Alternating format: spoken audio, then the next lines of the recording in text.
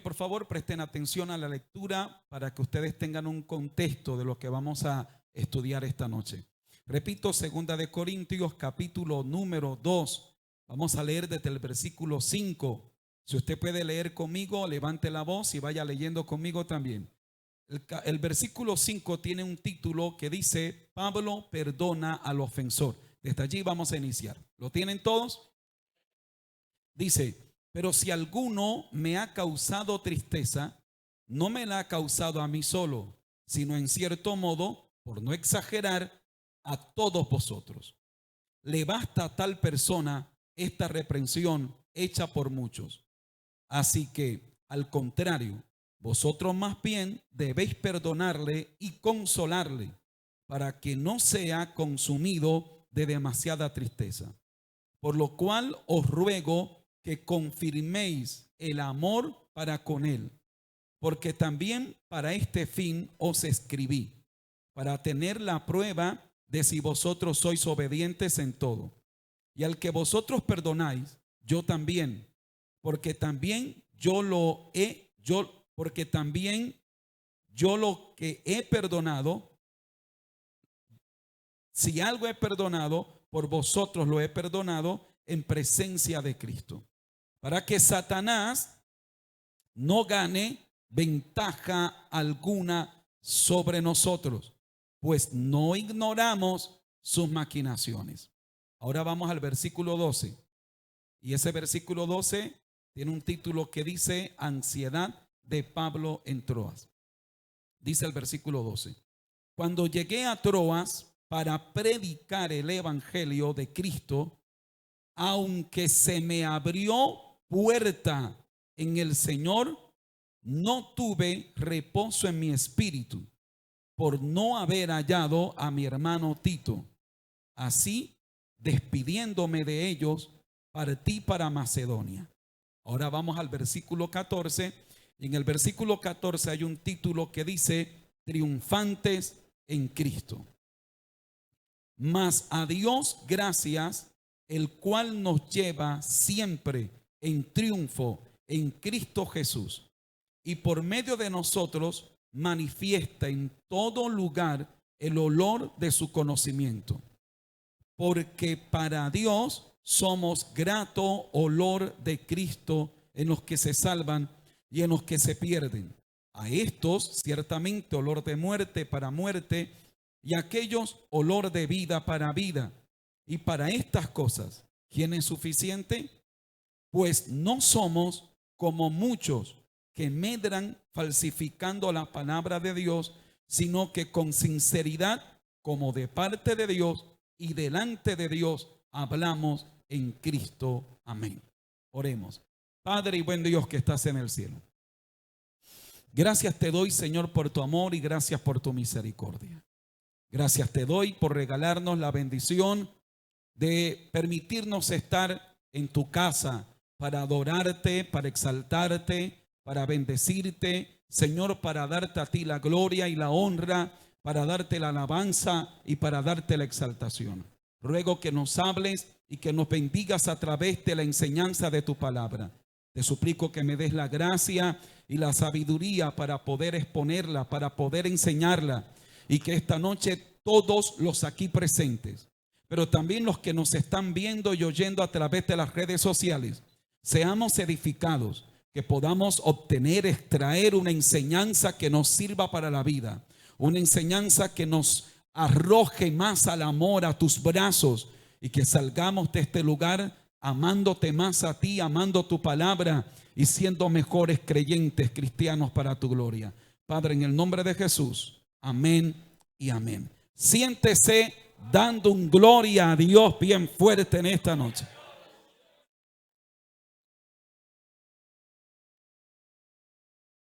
Ok. Quiero que observe en los tres títulos, porque de alguna manera los títulos que las sociedades bíblicas nos ofrecen aquí, como para tratar de tener la idea central de cada porción bíblica, nos permiten ver en las tres porciones de la Biblia, nos permiten ver algo de lo que está impregnado la carta, la segunda carta a los Corintios, y es el corazón de Pablo, el estado anímico de Pablo, la realidad emocional que Pablo está viviendo en toda la carta. Permítanme recordarles que la segunda carta a los Corintios es tal vez la carta más personal que el apóstol Pablo escribe. Me explico. Es una carta que obedece, número uno, a presentar defensa el apóstol Pablo de su ministerio, a presentar o a defender su ministerio y a explicar su ministerio. Pero lo está haciendo, como lo he dicho en repetidas ocasiones, en un contexto en el que el apóstol Pablo, en una iglesia que él formó, que él fundó, pero que han llegado falsos apóstoles y han logrado extraviar el oído de la verdad, como lo va a decir más adelante en esta misma carta, dice el apóstol Pablo, porque temo que así como la serpiente engañó a Eva, ustedes se han también extraviado sus oídos, sus sentidos se han extraviado de la sincera obediencia del Señor Jesucristo. Pero la carta está de alguna manera también cargada de esa defensa que hace Pablo un tanto personal. Lo notamos igual en la carta que escribe a los Gálatas, pero aquí en Corinto tiene una particularidad, y es que Pablo deja ver sus emociones, deja ver sus sentimientos. Y en estas tres porciones vamos a ver tres fotografías del apóstol Pablo que de alguna manera para los que serán pastores mañana les hará entender lo que es el ministerio, cómo en el ministerio se viven diferentes emociones, pero que dentro del ministerio se le tiene que dar prioridad a la causa del Señor. En la primera porción que leemos encontramos a un Pablo conciliador, a un Pablo que está diciendo: señores, perdonen porque yo también ya perdoné, esto no vamos a caerle a los que ya nos fallaron y ya los disciplinamos, hay que perdonarle. Así que ahí estamos encontrando un hombre que luego que lo hirieron y que él tomó medidas, está conciliando. Es un pastor, es un hombre conciliador. En los versículos del 12 al 13, con el título Ansiedad de Pablo en Troas, encontramos a un hombre intranquilo, a un apóstol Pablo ya no tan sereno como los versículos anteriores, sino ahora a un apóstol ansioso, intranquilo. Se le ha abierto una puerta, pero no puede entrar por ella porque está muy intranquilo. Hay una tormenta emocional en él que no le permite entrar por la puerta que Dios le ha abierto. Y eso lo vamos a ahondar más luego.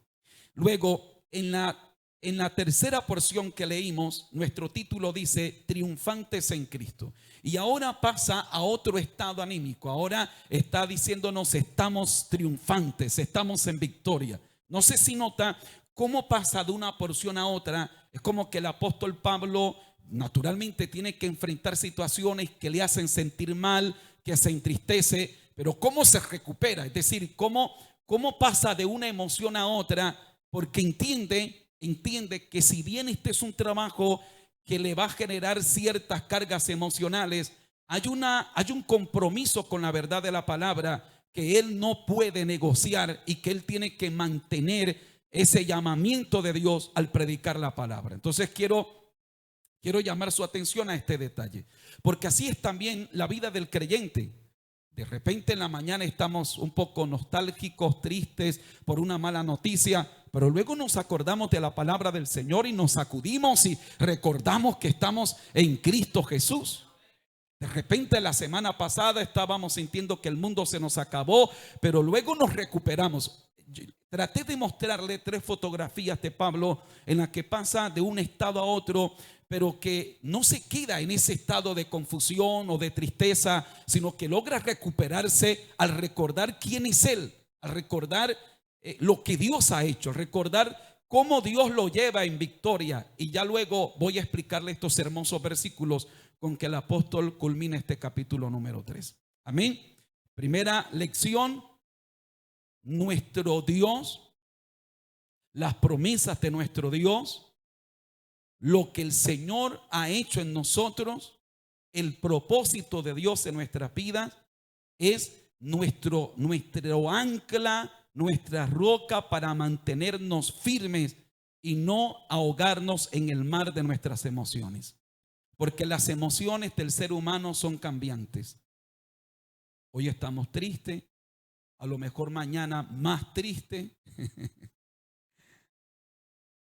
Pero cuando recordamos quiénes somos en Cristo y lo que el Señor ha hecho en nosotros, eso nos permite mantenernos y no ahogarnos en nuestros sentimientos o emociones. Alguien aplauda fuerte al Rey de Reyes y Señor de Señores.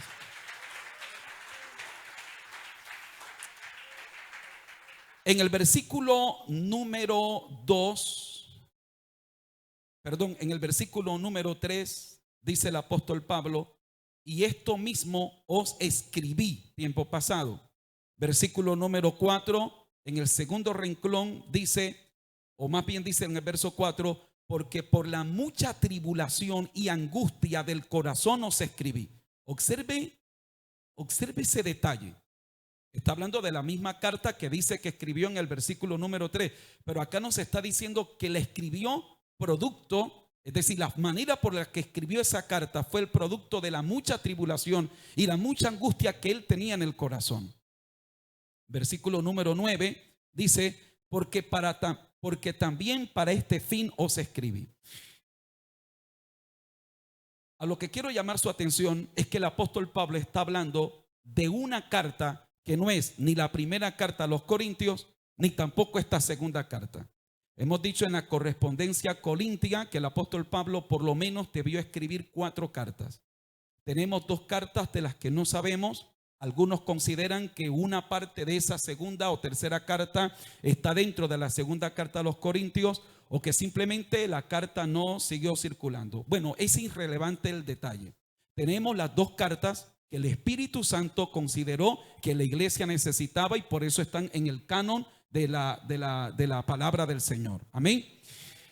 Pero para efectos de entender el contexto de nuestra enseñanza, sí es importante saber que el apóstol Pablo escribió otra carta y que esa carta se le conoce como la carta severa o la carta triste, y que esa carta llevaba como finalidad el apóstol Pablo escribir y hacer una exhortación tan fuerte, pero tan fuerte, que el apóstol Pablo quedó preocupado de qué efecto habría después de esa carta. Y es la razón por la cual en el versículo 12 se abre una puerta, pero no puede entrar porque está intranquilo esperando que llegue Tito. Ya les voy a explicar qué papel jugaba Tito allí, pero está relacionado con esa carta severa que envía el apóstol Pablo, que además la escribe con mucha tristeza y con mucho dolor. Muy bien. Fue tan fuerte el tema que lo han ofendido a él. Es decir, quien lo está atacando desde la iglesia lo logró ofender tanto que los versículos 5, cuando se habla sobre Pablo perdona al ofensor, el apóstol Pablo nos deja saber que el que lo ofendió a él, no solo lo ofendió a él, es que lo que dijeron de él fue tan degradante que ofendieron a toda la iglesia. Por la primera carta de Corintio, recuerdan ustedes cuando estudiamos la primera carta que el problema principal que tenía la iglesia, ¿cuál era? ¿Quién me lo recuerda? La división. Y que habían varios grupos en la iglesia, ¿verdad que sí? ¿Me recuerdan cuáles eran los grupos que habían en la iglesia? Unos decían ¿qué? Unos decían yo soy de Apolo, otros decían yo soy de Pablo, otros decían yo soy de Cefas o de Pedro, y otros decían yo soy de Cristo. Esos eran los más espirituales. Ellos decían, bueno, ustedes son de Pablo, ustedes, yo soy de Cristo. No, esos eran los más carnales. Porque ninguna división, que aunque se ampare en nombre piadoso, ninguna división es espiritual. Toda división y toda rebelión siempre tiene procedencia de Satanás, del infierno y de la carne. Aunque se disfrace en nombre de Cristo, pero si es una división, ya no es espiritual y realmente no honra a Cristo esa división. Muy bien, pero esto nos deja ver que realmente la iglesia estaba dividida.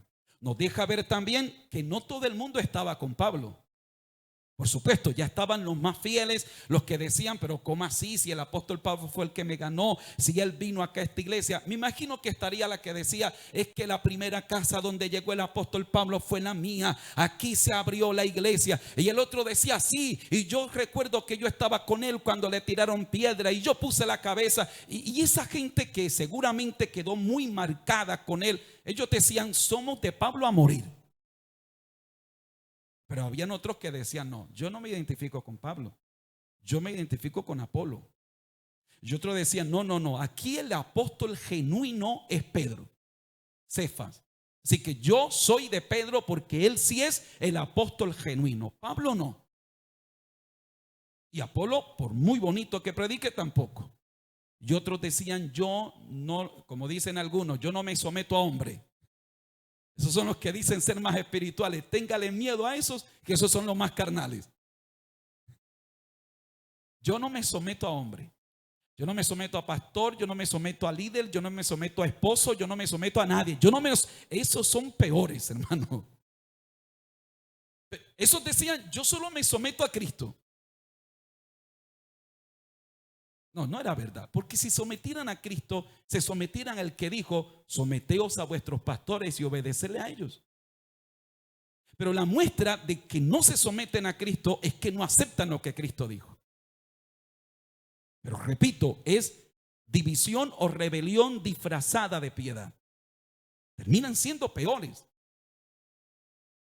Terminan siendo peores.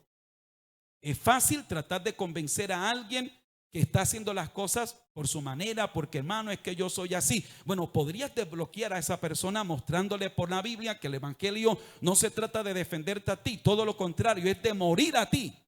Pero ¿cómo convences a alguien que dice, es que yo lo hago por Cristo, lo hago porque amo a mi Dios?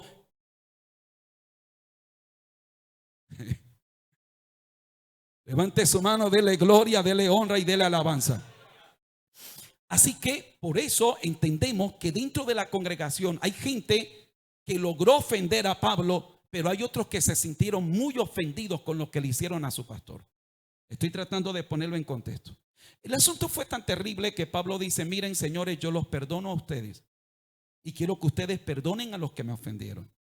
Luego, esto lo tratamos la semana pasada, pero me parece muy interesante y quiero que lo tengamos en cuenta. Yo saqué varias lecciones que podemos aprender de los versículos del 5 al 11, en los que Pablo nos muestra, nos habla la Biblia de cómo Pablo perdona al ofensor e involucra a la iglesia en esta experiencia de perdonar. Primero, esta historia nos sirve como un ejemplo para la iglesia actual. El camino siempre es perdonar. Siempre el camino es perdonar. Y así como Pablo está guiando a esta iglesia a que ellos perdonen como él perdonó, nos está mostrando el ejemplo que la iglesia debe seguir en cualquier lugar: perdonar. Nunca el resentimiento, nunca el odio, nunca el rencor, nunca la venganza. Siempre perdonar. ¿Cuántos alaban la gloria del Señor? Número 2. Esta historia nos muestra cómo Dios forma el carácter restaurador de la iglesia. A mí me encanta cuando el apóstol Pablo, preocupado de quien lo ha ofendido a él, le dice, miren, verso 7, así que al contrario, vosotros más bien debéis perdonarle y consolarle al que lo ha ofendido a tal magnitud que incluso la iglesia se ha ofendido con lo que le han hecho al apóstol Pablo. Pero termina el apóstol diciendo, para que no sea consumido de demasiada tristeza. Me llama poderosamente la atención que el apóstol Pablo se preocupa por el ofensor y dice, miren, vamos a disciplinarlo, pero que no se nos pase la mano y termine siendo consumido de demasiada tristeza. Es interesante cómo el apóstol Pablo está formando el carácter restaurador de la iglesia, porque la iglesia casi siempre quiere que el pastor vuele cabeza. La iglesia dice, ese pastor es flojo. Si yo fuera el pastor, ya estaría media iglesia en disciplina y habría echado de la iglesia otro cuarto más. Claro, la gente quiere que el pastor huele cabeza hasta que la cabeza es de uno de sus familiares o de él mismo. O sea, la gente es así, la gente dice, pero pastor, ¿dónde está la autoridad? Pastor, no tenga misericordia de nadie. Pastor, es más, échelo de la iglesia. Pero cuando le toca a él, dice, pastor, acuérdese de la misericordia, pastor. Acuérdese que la Biblia dice que hay que dar oportunidades. Y aquí Dios está formando, el apóstol está formando el carácter restaurador de la iglesia. El apóstol está diciendo a la iglesia, miren, nuestro objetivo no debe ser alimentar o satisfacer ese morbo de ver sangre, de ver cabeza volada. No, es restaurar al ofensor. Es restaurar al que se equivocó. Es restaurar al que cometió un error. Por supuesto, eso es lo más difícil. Lo más fácil es al que está en el suelo, darle otro golpe y empujarlo. Darle la mano y levantarlo es más difícil. Pero Dios nos mandó y el carácter que la iglesia debe desarrollar es el de restaurar. El Señor nos ayude. Levante su mano derecha conmigo. Cierre sus ojos un momentico y diga conmigo, Señor, ayúdanos a tener un carácter restaurador como cristianos y como iglesia. Amén. El Señor nos ayude. Esto aplica para tus hijos, esto aplica para tu esposa, esto aplica para cuando debes corregir a tus familiares, esto aplica para tu gente con quien trabajas, que tengamos un carácter restaurador. Lo tercero que podemos aprender de esta lección de Pablo al perdonar a sus ofensores es que el apóstol Pablo de alguna manera está probando la obediencia de la iglesia. Porque es fácil que la iglesia muestre obediencia en asuntos que no comprometen el ego, el orgullo, el bolsillo. Es decir, a uno le es más fácil sacrificar aspectos de la vida en los que tú no involucres ni tu bolsillo ni tu orgullo. Cuando yo tengo que hacer algo en lo que tengo que sacrificar mi ego, en que tengo que dejar que digan de mí y yo callarme, en que tengo que dejar que a veces hasta me humillen y yo callarme, ay hermano, eso es difícil. A lo mejor para usted no es difícil, para mí sí que lo es. Ayúdame, Cristo. No tanto el bolsillo, yo eso no tengo problema, hermano. Yo digo que el dinero va y viene. Eso no hay ningún problema después que tengamos a Dios. Pero para otros, en cambio, sí. Para otros dicen, no, pastor, que me pisen lo que quieran, pero que no se metan con mi bolsillo. Porque cada quien tiene su manera de por dónde sufre más. ¿Cuántos alaban la gloria del Señor? Y el apóstol Pablo está midiendo la obediencia de la iglesia en un aspecto en el que para la iglesia no es fácil. Que cuando Dios pruebe nuestra obediencia, encuentre que somos obedientes, aunque eso tenga que ir en contra de nuestras comodidades. Alguien que aplauda fuerte al Rey de Reyes y Señor de Señores.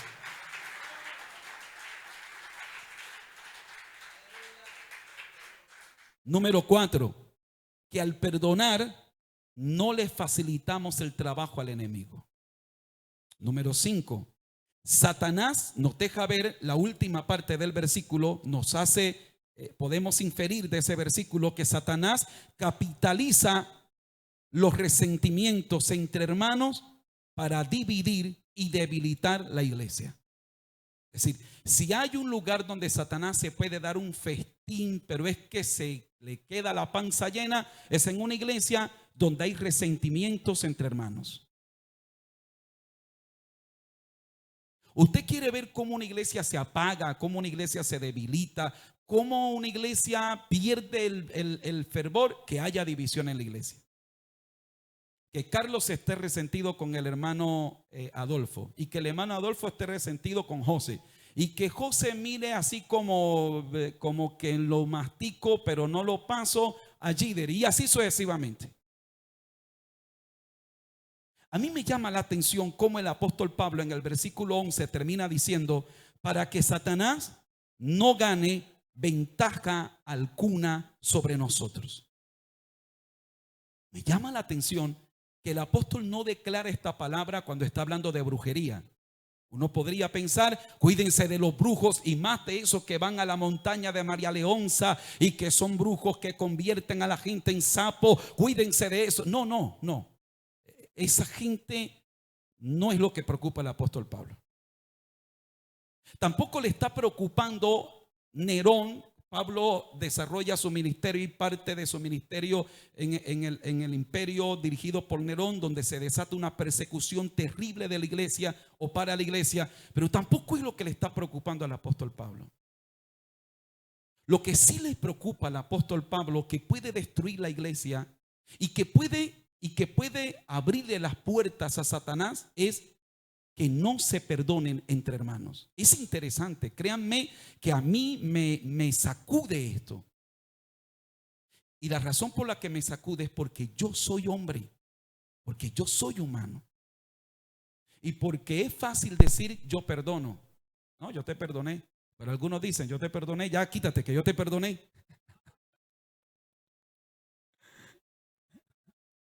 Que ya te dije que te perdoné, ya, no te quiero ver. Porque es fácil decirlo de palabra.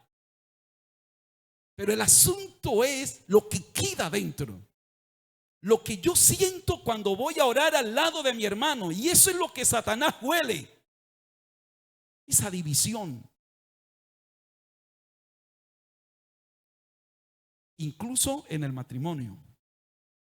Por eso el apóstol dice el apóstol Pablo, maridos, vosotros maridos vivid con ella sabiamente, dando honor a la mujer, tratándola como a vaso más frágil, no como al sexo débil, como a vaso más frágil, como a coherederas de la gracia de Dios. ¿Y para qué? ¿Para qué el apóstol quiere que el marido trate a su mujer de esta manera? ¿Para qué? ¿Quién completa el versículo? Ah, no conocen ese versículo ustedes. No, aquí ningún varón conoce ese versículo. A ver, alguna hermana que se lo diga a los hermanos que ese versículo está en la Biblia. Primera de Pedro 3:7. ¿Cómo? Ay, Dios mío, Padre, me he hecho a llorar yo aquí, bendito sea Dios. Para que vuestras oraciones no tengan estorbo. Bendito Dios, mano. Sangre de Cristo.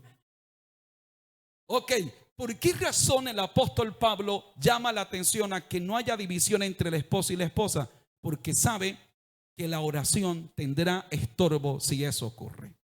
Mis amados, ocurre exactamente lo mismo en la iglesia.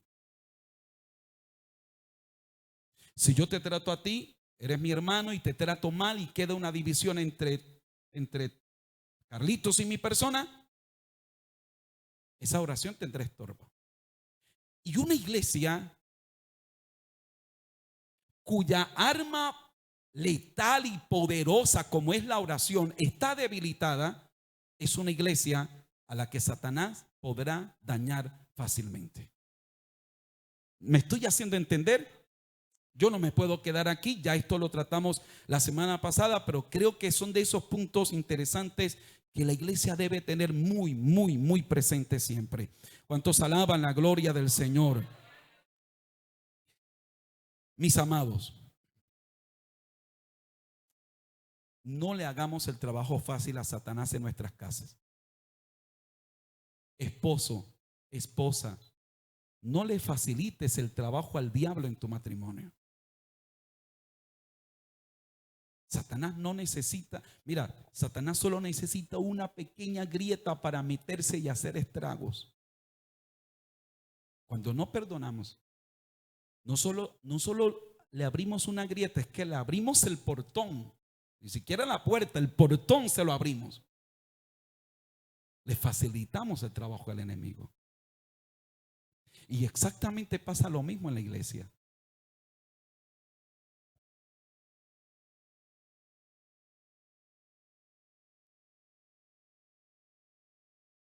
Cuando no nos perdonamos unos a otros,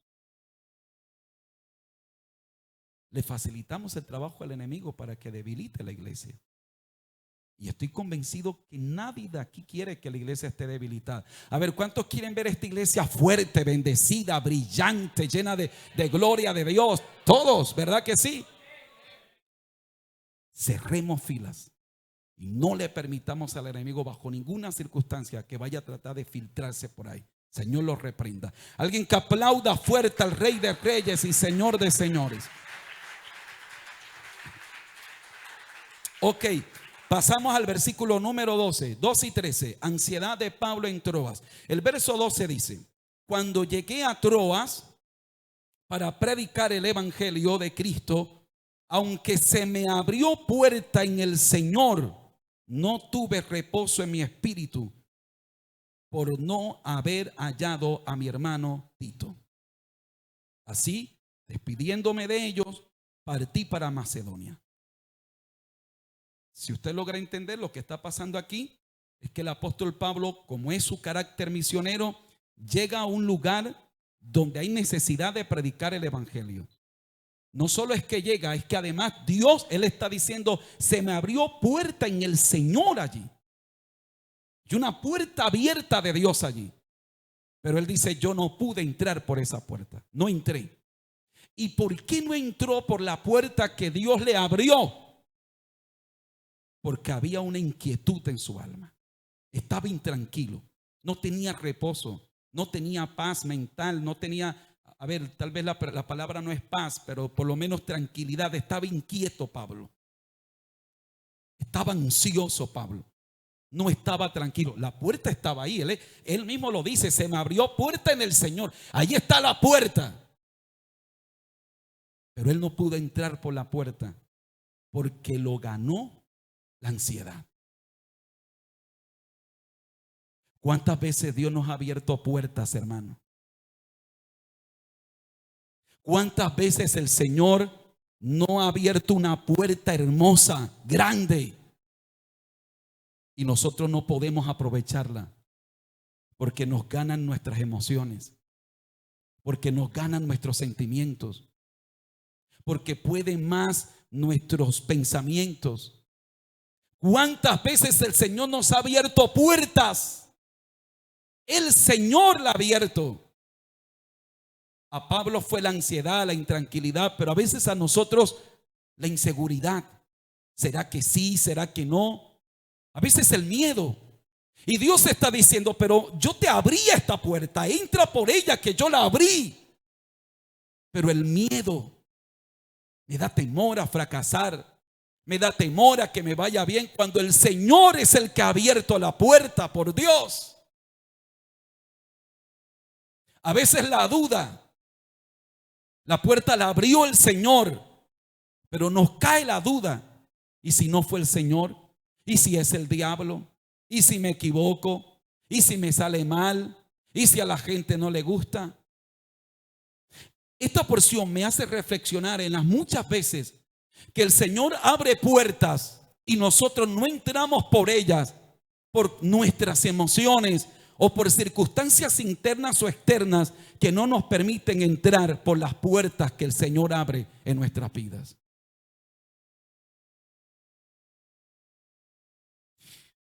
¿Qué es lo que no deja que el apóstol Pablo entre por esta puerta? Él dice, versículo 13, no tuve reposo en mi espíritu por no haber hallado a mi hermano Tito. Muy bien, esto nos permite concluir que el apóstol Pablo se había puesto de acuerdo en encontrarse con Tito, o si no viene en Troas, en algún lugar cerca a Troas. El apóstol llega y resulta que Tito no llegó en el momento que tenían que llegar. Recuerden que no había celular, no había teléfono. Así que los programas eran, bueno, nos encontramos en tal fecha, en tal mes, en tal parte. Pablo llega a la fecha y al lugar acordado y Tito no ha aparecido. Recuerden que Tito y Timoteo eran de los pastores, discípulos, hijos del apóstol Pablo, que el apóstol Pablo tenía una confianza extraordinaria en ellos. Digamos que estos dos obreros eran muy especial dentro de todo ese ministerio del apóstol Pablo. Tito no llega o Tita no está y a Pablo le va empezando esa intranquilidad. ¿Por qué no está Tito aquí? Muy bien. Pero ¿qué es lo que tiene Tito? ¿Qué es lo que Tito tiene tan urgente que Pablo necesita ver a Tito? Bueno, hay dos probabilidades. Primero, que Tito fue quien llevó esa carta triste o la carta severa que el apóstol Pablo envía a la iglesia de Corintio.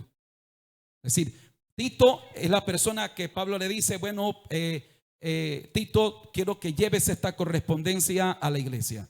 Pero recuerden que es una carta cargada de muchas emociones. Así que Pablo está desahogándose con esa carta. Y es una carta tan fuerte, que Pablo entiende que esa carta va a contrictar a la iglesia. O sea, Pablo entiende que esa carta, el mensaje dentro de esa carta es tan severo que esa carta no va a dejar a nadie indiferente. La gente o se va a poner brava o se va a arrepentir o se van a molestar, pero algo va a pasar con esa carta. Además, porque en esa carta, ya lo miramos anterior, el apóstol Pablo la escribe como resultado a la tribulación y a la angustia que él tiene en su corazón, dadas las circunstancias que hay. Lo más posible es que Tito es el que lleva esa carta. Y por supuesto, el apóstol Pablo quiere que Tito regrese y le diga a Pablo qué pasó. ¿Me estoy haciendo entender? La segunda probabilidad es que si Tito no fue el que llevó la carta, el apóstol Pablo lo envió para que fuera a examinar la reacción de la gente después de la carta. En cualquier caso, la razón por la que Pablo está inquieto y quiere ver a Tito es porque Pablo quiere saber cómo va a reaccionar la iglesia después de semejante llamado de atención. Acompáñame por favor al capítulo 7. Mira el versículo número 6. Capítulo 7, versículo 6 dice: pero Dios, que consuela a los humildes, nos consoló ¿con qué? Bueno, ya sabemos que apareció Tito. No apareció en el lugar ni en la fecha que el apóstol Pablo quería que apareciera, pero apareció Tito. Y cuando Tito apareció, versículo número 7 dice: y no solo con su venida, sino también con la consolación con que él había sido consolado en cuanto a vosotros, haciéndonos saber vuestro gran afecto, vuestro llanto y vuestra solicitud por mí, de manera que me regocijé aún más. Esto fue alivio para el apóstol Pablo. Primero, ese llanto habla de arrepentimiento. Ese llanto habla que la carta, vaya que era severa. O sea, estamos hablando de una carta fuerte. La gente oyó la carta y sintió el corazón del apóstol Pablo partido, y el llanto fue grande en la iglesia. Pero al mismo tiempo, esa gente se arrepiente y le mandan a decir a Pablo a través de Timoteo, a través de Tito: díganle a nuestro pastor que lo amamos. Díganle que lo que nos está diciendo está muy bien, que nos perdone, y dígale que no vaya a dudar él que le amamos. Es lo que él está diciendo. Así que él se siente consolado con eso. Versículo número 8. Porque aunque os contristé con la carta, ¿se da cuenta? Pablo dice: aunque con esa carta que yo les envié, yo los contristé a ustedes. Es que me tocó hablarles duro a ustedes. Y aunque los contristé con esa carta, no me pesa. No me arrepiento de haberles hablado como les hablé. Los que son padres entienden este sentimiento que Pablo tiene. Los que somos padres. Los que somos padres sabemos que a veces nos toca hablarle fuerte a nuestros hijos. Y aunque nos duela, y a veces toca que meternos por allá y echar la lagrimita porque nos duele, porque son nuestros hijos y los amamos. Pero tenemos que decir: no me arrepiento de haberle dicho lo que dije. Tenía que hacerlo. No me arrepiento de haber tomado la decisión que tomé. Tenía que hacerlo. Si alguna vez sentiste eso, entonces sientes lo que Pablo está sintiendo aquí. Si no eres padre, un día lo serás y lo entenderás. Un día te pondrás en los zapatos de tus padres y sentirás desde el lado opuesto. Versículo 8 sigue diciendo: aunque entonces lo lamenté. Aquí lamentar no es de arrepentirse, sino de me dolió. O sea, la carta que le envié fue tan fuerte que me dolió lo duro que iba la carta. Dice, porque veo que aquella carta, aunque por algún tiempo os contristó, ahora me gozo, no porque hayáis sido contristados, sino porque fuisteis contristados para arrepentimiento. Y no quiero ahondar en esto porque esto va a ser un capítulo fascinante. Cuando lleguemos a estudiar este capítulo 7, lo vamos a estudiar y esto es una cosa hermosa cuando estemos estudiando ese capítulo. Por ahora, solo quiero dejarle ver primero que Tito apareció. Estaba perdido Tito y era la razón por la que Pablo estaba inquieto. Y Tito apareció y apareció con buenas noticias. Pero estoy tratando de mostrarle el por qué Pablo estaba inquieto. No sé si usted, espero que usted sepa no solo leer lo que digo, sino lo que trato de expresar en la enseñanza. Amén. Es decir, Pablo está involucrando sus emociones y sentimientos. Y Pablo está inquieto porque no sabe qué va a pasar con la iglesia de Corinto. No sabe cómo la gente va a reaccionar. Pablo está muy inquieto, pero está tan inquieto que Dios le abre una puerta y está tan perturbado, está tan intranquilo que no entra por la puerta que Dios le abre por no descansar en el Señor. Qué irónico, ¿verdad? El apóstol Pablo no descansa en el Señor, se aturde tanto, no entra por una puerta que Dios le abrió. ¿Sabe qué hermoso encontramos en la Biblia? Que la Biblia no oculta los defectos de los hombres de Dios. Nosotros tendemos a divinizar a los hombres. Ejemplo, usted lee cualquier libro de los héroes de la fe, de biografía de alguien, y se tiende a resaltar lo positivo. Y en una lectura lineal usted termina diciendo, wow, este era de otro mundo. No, era una persona, Elías, dice la Biblia, era un hombre con pasiones semejantes a las nuestras. Lo que pasa es que la Biblia no hace lo que hacen los libros, porque es decir, uno trata de mostrar la mejor cara. La Biblia no tiene ningún problema en mostrar los errores de David.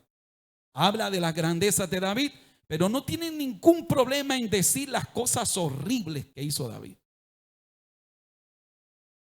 Y así también Pablo. Aquí hay una flaqueza de Pablo. No puede ser que el hombre que enseña que hay que depender en Dios, que hay que confiar en Dios, aquí se escacha. Aquí lo gana la ansiedad.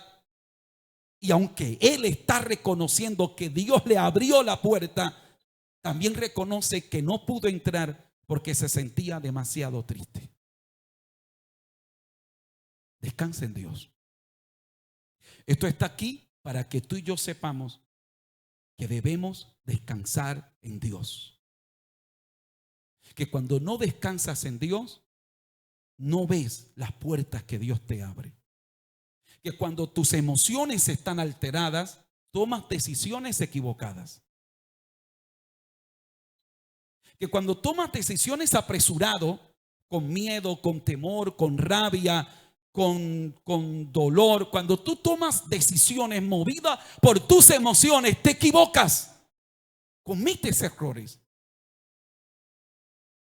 Que tienes que tomar decisiones confiando en Dios, depositando tu confianza en Dios. Alguien puede aplaudir al Rey de Reyes y Señor de Señores.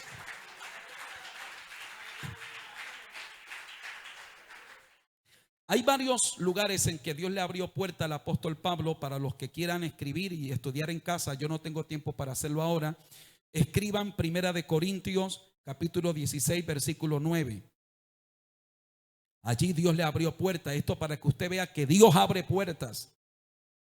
Luego Colosenses capítulo 4 versículo 3. Luego Apocalipsis capítulo 3 versículo 8.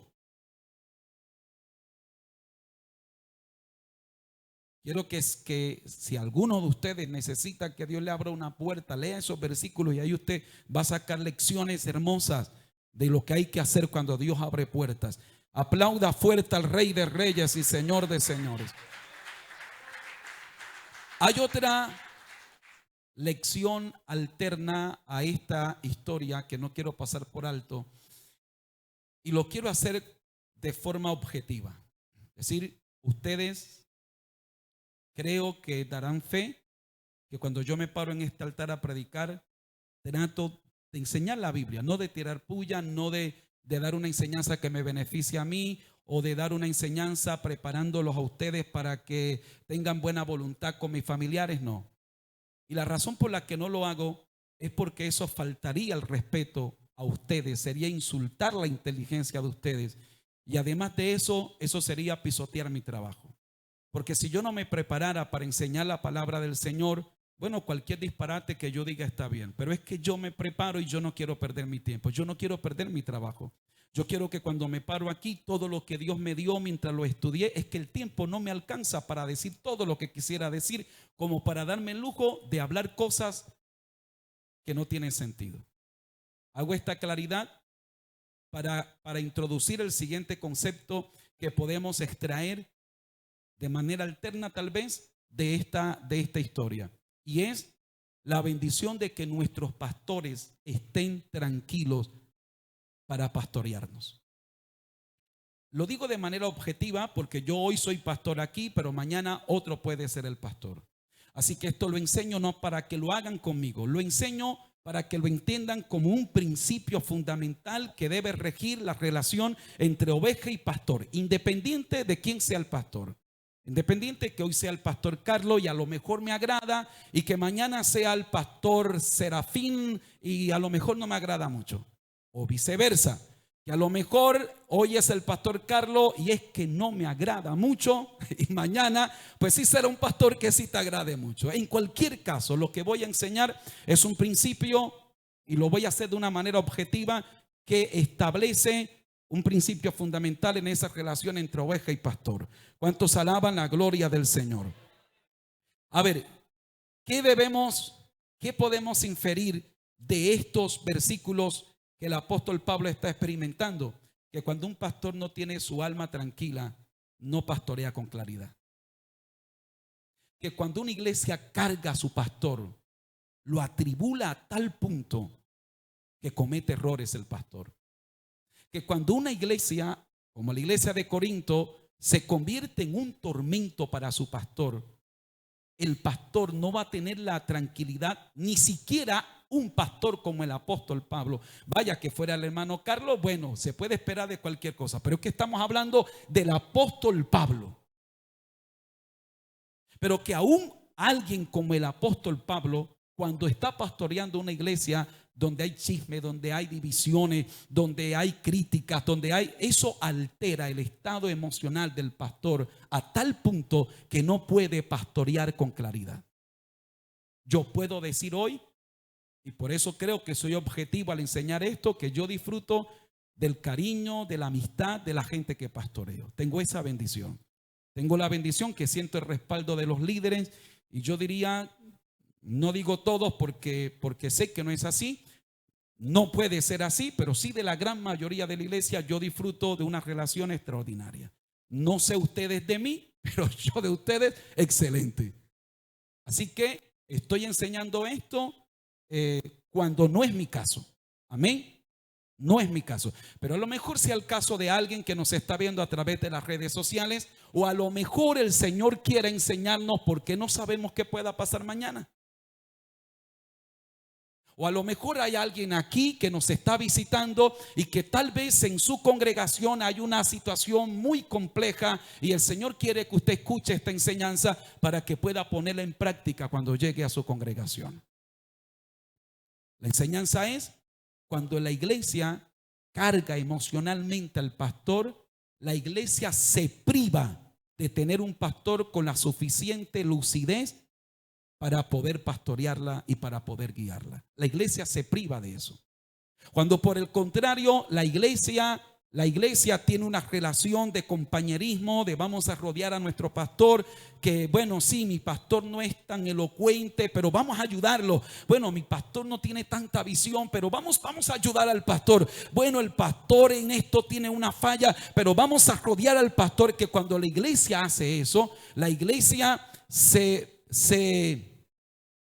la iglesia se autopremia, se beneficia con un pastor que tendrá la lucidez para oír la voz de Dios, para ver las puertas que Dios abre y guiar a la iglesia a entrar por esa puerta. ¿Me estoy haciendo entender? Miremos cómo lo dijo el escritor a los hebreos. Creo que lo dijo de una manera muy clara. Hebreos capítulo 13, por favor.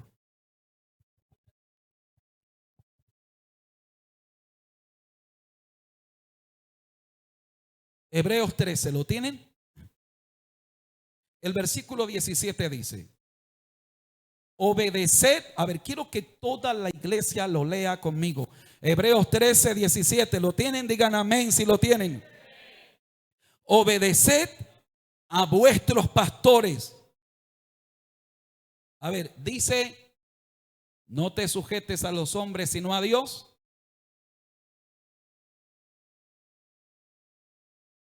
Dice: tranquilo que yo te doy licencia, que no obedezcas a ningún pastor, porque todos son hombres, obedéceme solo a mí. No, el texto dice: obedeced a vuestros pastores. ¿Y qué más? Y sujetaos a ellos. Ok, ¿por qué? ¿Por qué yo debo obedecer a mi pastor?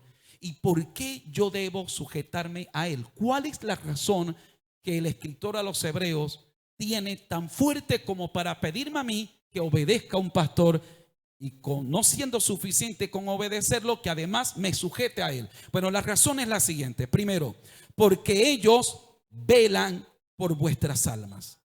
Casi nada, ¿verdad? Casi nada. Es decir, porque el pastor es la persona encargada en tu alma, se preocupa por tu alma. A lo mejor el pastor debería ser así, no le interese tanto tu bolsillo, sino tu alma. Por eso muchas veces el hombre de Dios te va a llamar la atención, así tú no diezmes. Así él sepa que por ese regaño tú dejarás de diezmar, dejarás de ofrendar, pero el hombre de Dios va a decir: no importa, pero te tengo que llamar la atención porque es por tu alma.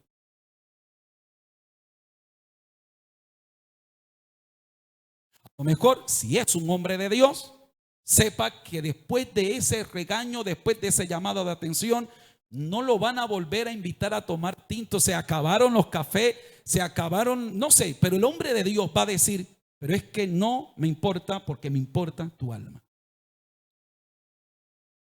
Porque cuando el hombre de Dios está preparando la enseñanza, lo hace con responsabilidad. Dice: yo no puedo pararme en ese púlpito con cualquier mensaje a tirarle puya a la gente, a emocionar a la gente, sino que tengo que pararme con un mensaje que bendiga el alma de ellos. Hay una diferencia entre el pastor y el que simplemente es predicador. No todos, porque habemos predicadores que tratamos de ser responsables. Pero un predicador puede armar un mensaje para quedar bien y para que lo vuelvan a invitar. Es decir, yo voy a predicar un mensaje en el que la gente se va a emocionar y la gente va a decir: wow, qué gloria, hay que volverlo a invitar. El pastor no. Al pastor no le importa si lo vuelven a invitar o no. El pastor prepara un mensaje que te oriente. El mensaje del pastor es un mensaje que tal vez no te va a hacer brincar, no te va a hacer saltar, pero el mensaje de tu pastor es un mensaje que te aterriza. Es un mensaje que te puya, que te incomoda. Es un mensaje que te trata de ubicar. Ese es el mensaje del pastor. Porque cuando el pastor está preparando ese mensaje, el pastor no está diciendo: uy, con esta me vuelven a invitar porque me vuelven a invitar. No, el pastor no está pensando en eso. El pastor está pensando es: Dios mío, que tu pueblo sea bendecido. Dios mío, que el que está torcido se enderezca. Dios mío, que se restaure el hermano. Dios mío, que algo pase. ¿Me estoy haciendo entender? El pastor es el que vela por vuestras almas. ¿Cuántos alaban la gloria del Señor? No quiero hablar más de los predicadores. Yo soy también predicador y yo voy y predico en algún lugar y voy en mi corazón que Dios bendiga a la iglesia, y sé que los predicadores de aquí también tienen ese sentir en sus corazones. Luego dice, a ver, porque ellos velan por vuestras almas, como quienes han de dar cuenta, para que lo hagan con alegría y no quejándose. ¿Por qué no quejándose? Porque cuando tú tienes a un pastor que cuando ora por ti, lo hace quejándose, a lo mejor no dice Dios bendice, lo dice Dios mío, córtalo, Padre, llévatelo.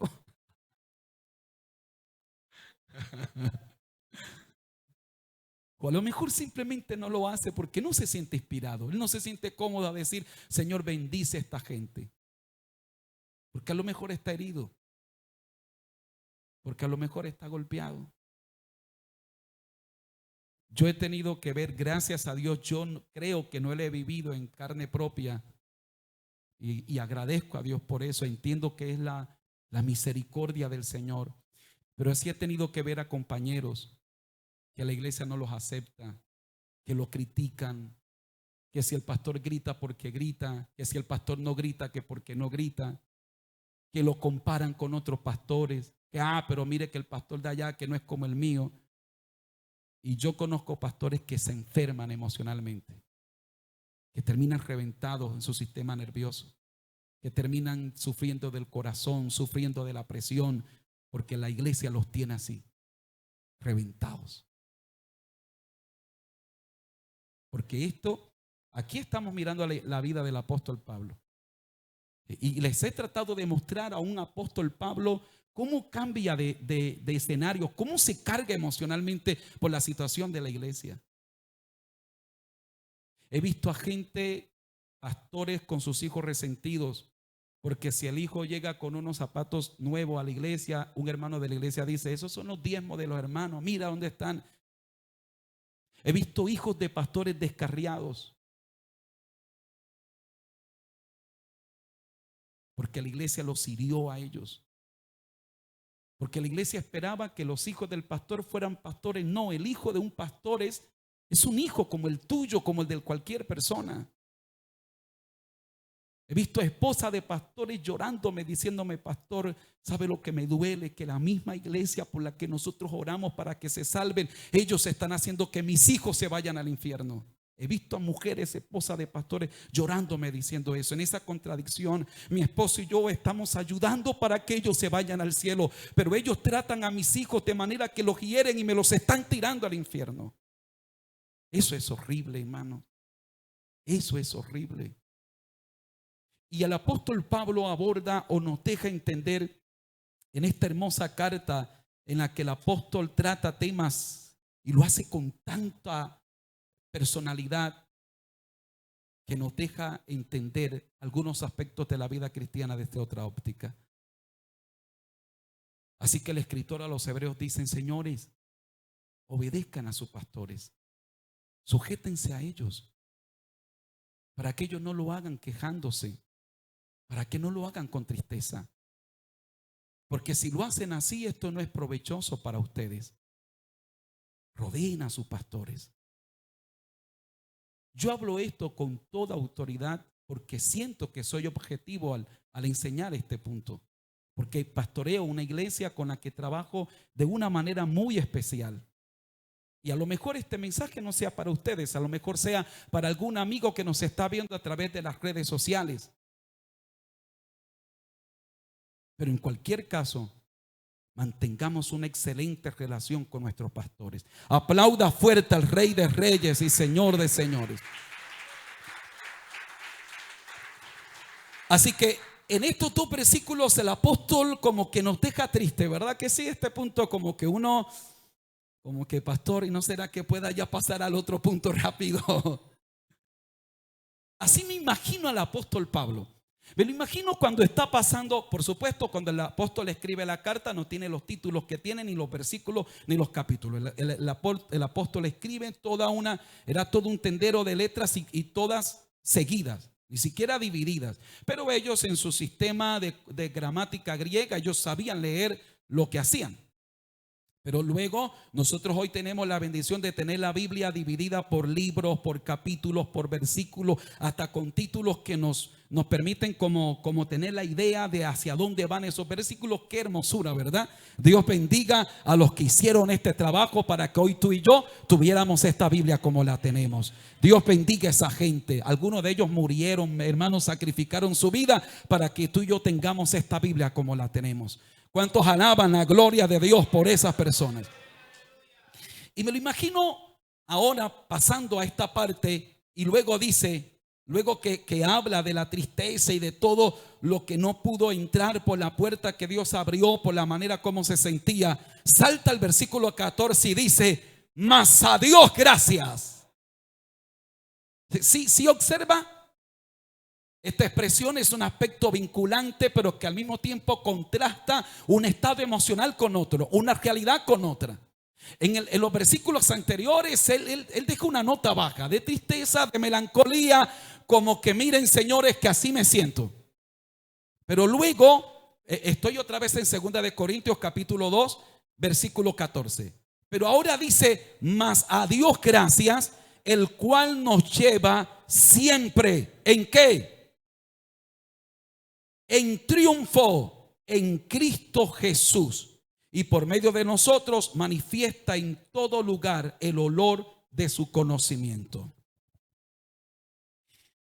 La palabra que utilizó aquí el apóstol Pablo para decir que el Señor nos lleva, dice, nos lleva siempre en triunfo. Es el verbo triambeu o driambeu, dependiendo de cómo se lea la teta, esa letra. Algunos la leen como TH, otros DC. Pero ese verbo es un verbo que se utiliza para expresar la victoria de un general romano cuando llegaba es decir, llegaba con la conquista y con los presos que había conquistado, la gente que había conquistado, y llegan y hacen la entrada a la ciudad y la gente lo aclama y la gente lo proclama. Recuerdo que el pastor Jason en la confraternidad hizo una extraordinaria exposición de estos versículos. Los que estuvieron en esa confraternidad recordarán. Permítanme a grosso modo y yo les recuerdo o les digo para los que no estuvieron. La palabra que está utilizando el apóstol Pablo es una palabra griega que conectaba a todos los lectores con la siguiente escena. Un general romano regresaba de una conquista. Fue a pelear, ganó y regresa. En esa se le llamaba la marcha de la victoria. Él viene con sus oficiales que le ayudaron a ganar la batalla, pero también viene con el trofeo. Ese trofeo son personas que tomó cautivas, las sacó, las arrebató de aquella ciudad y ahora las trae cautivas y entra en ese desfile de victoria, de triunfo. Él entra y él lleva, ese general lleva consigo, lleva en triunfo. En ese triunfo suyo lleva a los soldados que le ayudaron y oficiales que le ayudaron a ganar la batalla, pero también a las personas que rescató o que tomó, arrebató del otro país vencedor. Van entrando y entonces se lleva una especie de incensario de olor fragante que se va esparciendo por toda la calle. El humo es tan fuerte y el olor tan penetrante que toda la gente ve el olor de victoria. El problema es que entre los que llevan presos, unos los dejarán vivos, pero a otros los van a ejecutar. Así que para los que van a quedar vivos, ese olor de ese incienso que están quemando, para los que van a quedar vivos, ese olor es de vida. Pero para ese mismo grupo hay otros que van a morir, los van a ejecutar, y para ellos ese olor es olor de muerte. Rápidamente voy a hacer dos aplicaciones a esto. Número uno, en los dos sentidos, el texto sugiere la idea que el Señor nos lleva en triunfo. Que el Señor es ese general que ya ganó. pero nos hace partícipe a ti y a mí de su triunfo. Nosotros vamos en el triunfo porque Él ganó. Soy más que vencedor en Cristo. Soy vencedor porque Cristo venció.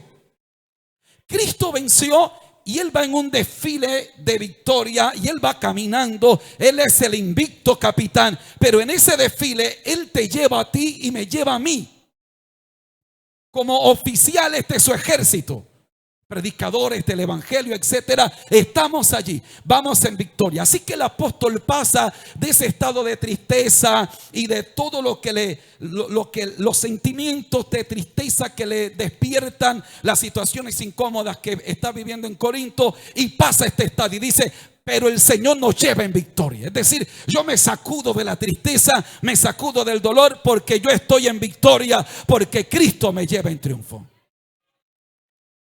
Y la segunda implicación es que tú y yo somos esos siervos, esclavos de Cristo, que antes estábamos en el mundo, en el pecado, y el Señor nos arrebató de la muerte y nos lleva con Él. Ahora hacemos parte del ejército del Señor, de ese desfile de victoria del Señor.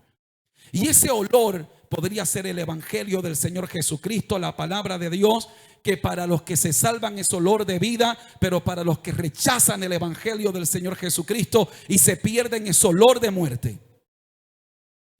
Esta palabra que te salva a ti, esta misma palabra condena al otro. Esta palabra salva, pero también condena. Si tú la crees, es la palabra de Dios que trae vida y salva.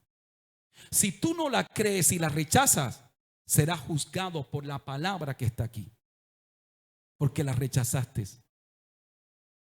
Así que el evangelio es olor de vida para los que se salvan. Pero el mismo evangelio que te habló a ti de la salvación y de las buenas nuevas, ese mismo evangelio advierte a los demás de la condenación eterna. Por el mismo evangelio que yo soy salvo, los demás serán condenados.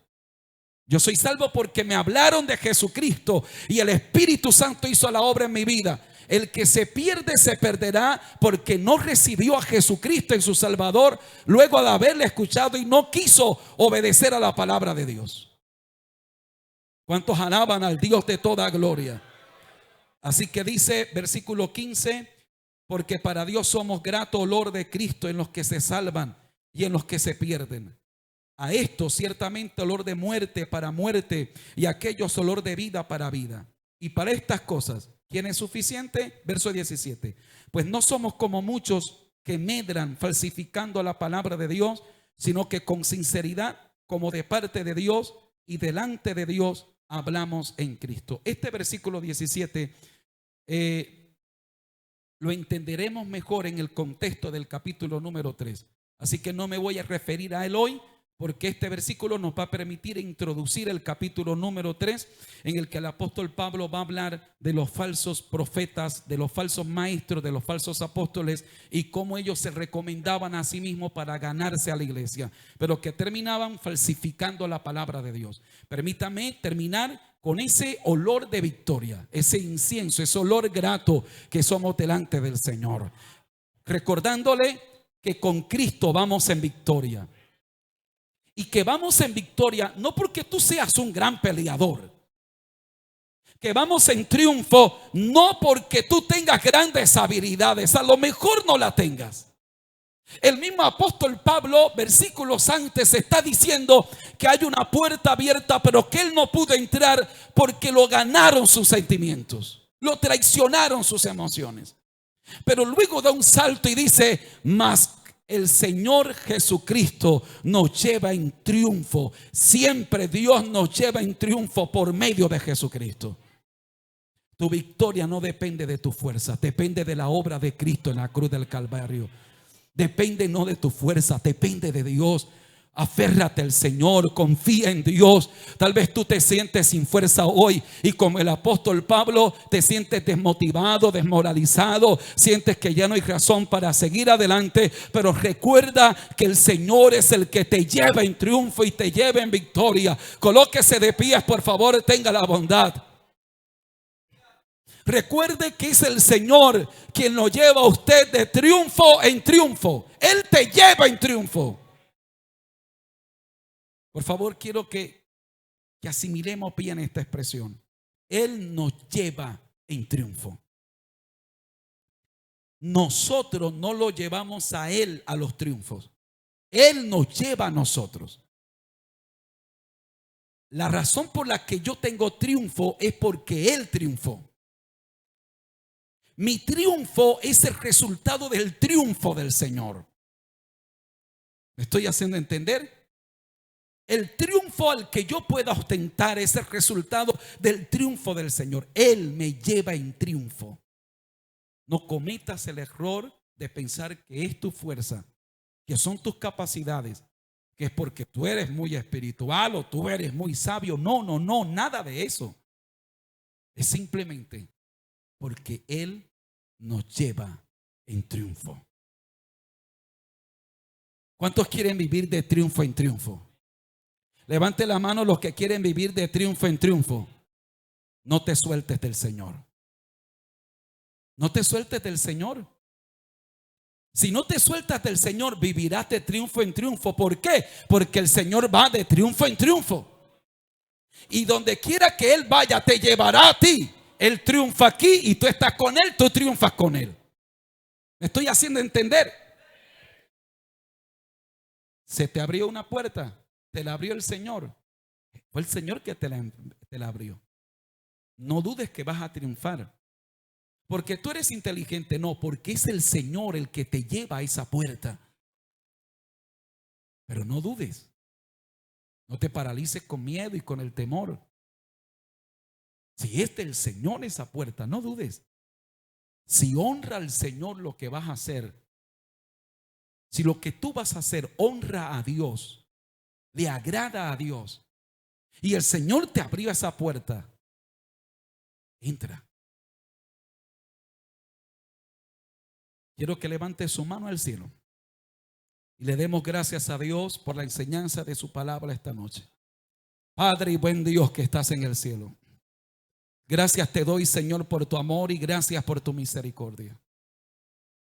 Gracias te doy por regalarnos esta hermosa oportunidad de poder estar en tu casa para adorarte, para exaltarte y para bendecirte. Recibe, Señor, todo honor, recibe toda alabanza, recibe todo reconocimiento. Ayúdanos, oh Dios, a poner en práctica esta tu palabra, a que podamos entender que tú nos llevas en triunfo, que tú nos llevas en triunfo por medio de Cristo Jesús. Ayúdanos a entrar por las puertas que tú abres, que nuestros sentimientos y emociones no nos despíen del propósito que tú tienes para con nuestras vidas. Que no seamos desviados por prestar atención a nuestros sentimientos, a nuestras emociones, a nuestros defectos de carácter, Señor. Que no nos desviemos y dejemos de entrar por las puertas que tú abres. Ayúdanos, ayúdanos, Dios. Te pido que ayudes a esta tu iglesia, a los que nos están viendo a través de las redes sociales. Ayúdame también a mí, Señor, te lo ruego, por favor, ayúdame a entender y a entrar por las puertas que tú abres y no dejarme llevar por los sentimientos y las emociones. En el nombre de Jesús, amén, Señor, y amén.